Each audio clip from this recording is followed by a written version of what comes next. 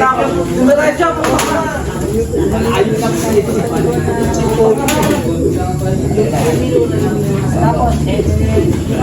yung isa siya na.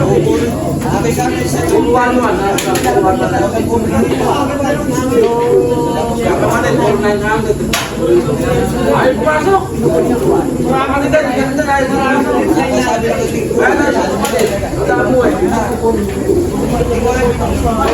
Bumababa. Problema,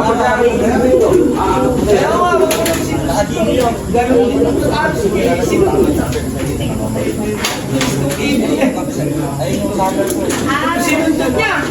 Pagsara yung mataas sa bubong. Kasi dahil sa... wala na, yung isa. Dahil dumating. Gano'n siya ng kinuman niya. Bakit mo pa nakikita? Wala sinusundot para sakain niya. Kasanayan kasi pagkabuhi.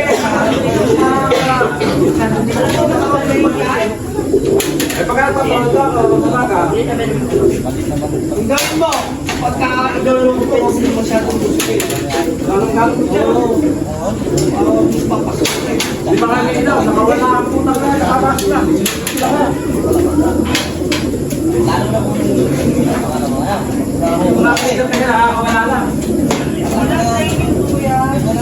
Yon, good day mga kalapatids. Ngayong araw yung abangan ng kinarga natin kagabi. So, Baras Rizal Club Training. So, kinarga natin sa ganun dire-diretso yung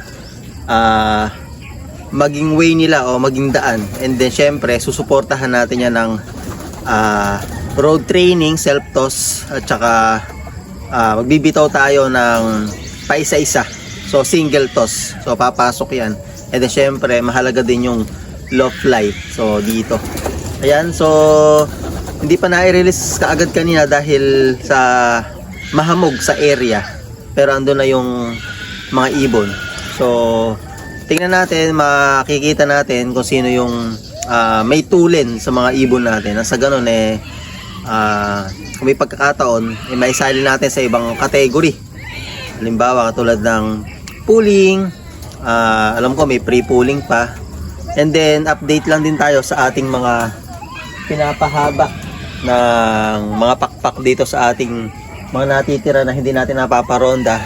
So siguro mga kalapatids, 1 linggo siguro mapapalipad na natin sila dahil napabilis talaga yung paghaba ng kanilang mga pakpak. Kaya tamang tama kasi itong mga natira dito sa loob ng ating Flyers Loft mga pang BBC sila. So tamang-tama lang. Hindi pa naman nag-uumpisa yung club na yon, kaya makapag low fly pa tayo at saka self toss. So ayun mga kalapatids, abang-abang tayo sa mga kinarga nating ibon kagabi. Ayan, bumaksak bigla mga kalapatids. Siya na naman nauna. Yung GRPC natin nung nakaraang first lap grand pooling, siya uli yung unang dumating. Ayan, meron pa isa. Dumidi pa. Ayun o. Ayun.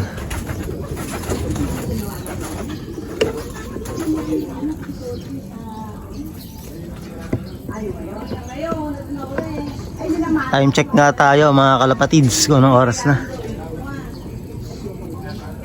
9:25, alas 8 pinakawalan.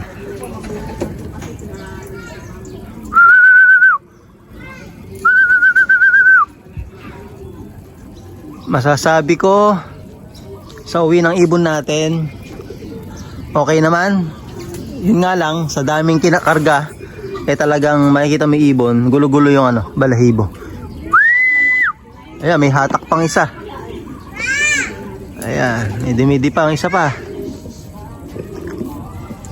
Ayun. Hindi sa atin yung isa, kapitbahay.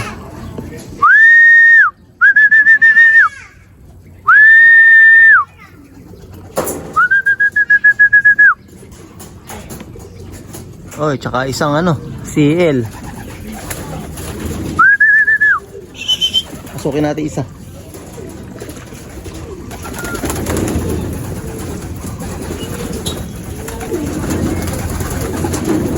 Umispit pa sila mga kalapatids ng 1-1 sa mga oras na to. Base sa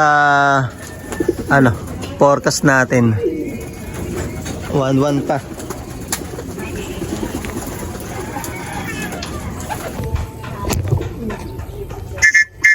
Ayun, isa natin yung white feather na CL.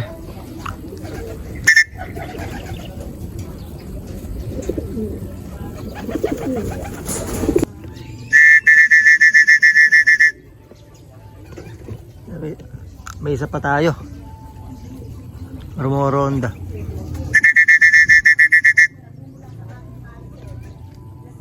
Black check.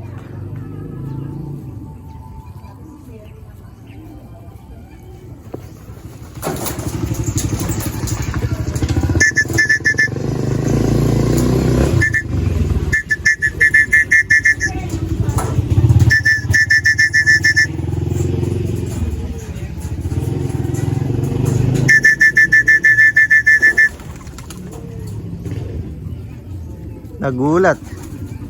Umalis.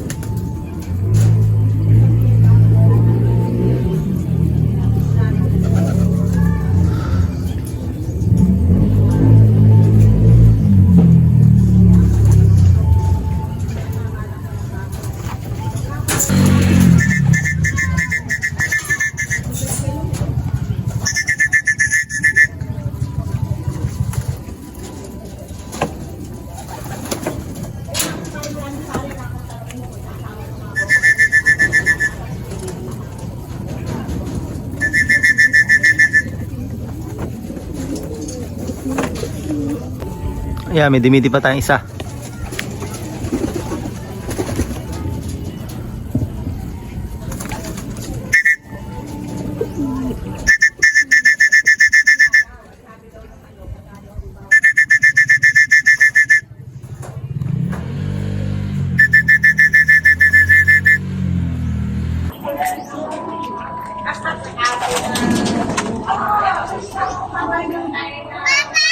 Ayan, may dumidi pa tayo. Napakataas mga kalapatids.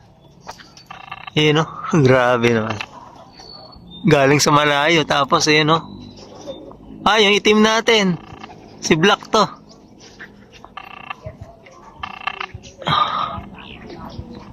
Ah, grabe taas. Ayan o.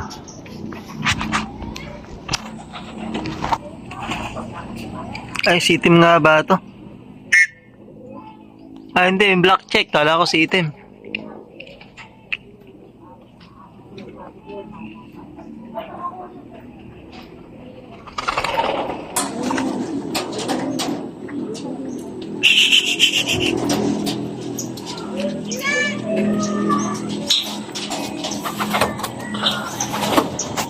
Ayan, si itim talaga.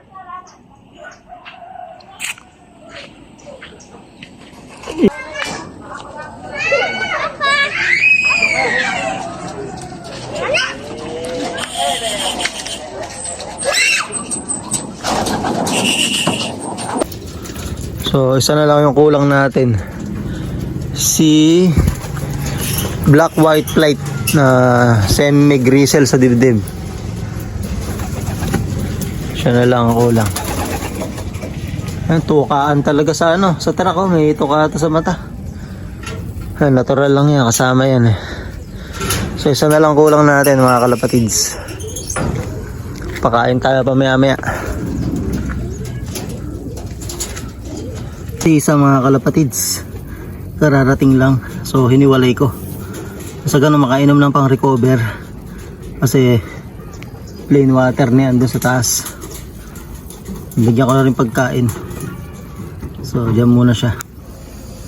Ilang minuto pabalik natin sa flyers pagka okay na. Ayos, kumpleto tayo.